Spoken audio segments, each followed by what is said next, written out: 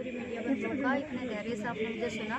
हालाँकि इस समय वक्तव्य चल रहा है, लेकिन आपका समय बचाते हुए इतना ही कहूँगी कि जैसे एक माँ को अपनी बेटी सौंपते हुए जो भय लगता है कि किस जगत में, किस तरह के लोगों के बीच में वो अपनी बेटी को सौंप रही है, आज का लोकार्पण मुझे बिल्कुल वैसी ही अनुभूति करा रहा है।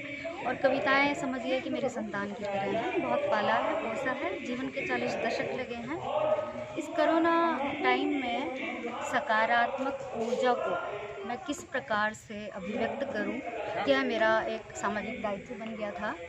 तो सुबह से खिलूंगी मेरी 60 कविताओं का संग्रह है, जिसमें मैंने एक किचन से ताम-झाम और उलझनों में फंसी हुई लड़की जब सूरज से प्रेम करती है और जाकर छू आती है, तो ये जो कविता में एक यात्रा का क्रम है, वह आप देखेंगे, क्योंकि मेरी पहली कविता नाव, एक ढर्रे पर लगी हुई एक स्त्री जो कि एक व्यवसाय से जुड़ी है, और फिर दूसरी कविता तिकोने पराठे।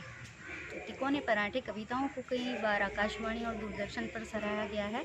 मेरी कई विदेश यात्राओं में मुझसे विशेष आग्रह किया गया कि मैं तिकोने पराठे सुनाऊँ। हालाँकि बहुत ही सरल और अबोध भाव उस कविता में है, लेकिन इसको दूसरी कविता का स्थान दिया है।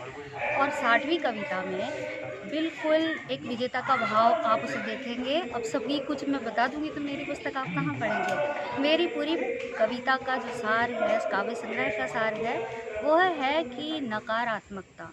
जब जीवन में हम चाहते हैं कि क्या हुआ और क्या चाहा, तो ये जो हुआ और चाहा के बीच की टकराट की स्थिति है, उस बीच की जो पीड़ा है, टीस है, वो शायद इन कविताओं में अभिव्यक्त हो गई है, चाहे अनचाहे। तो मैं चाहूँगी कि सभी पढ़ें और अंधेरे को कह दें कि कोरोना क्या करेगा, सुबह से खिलूँगी।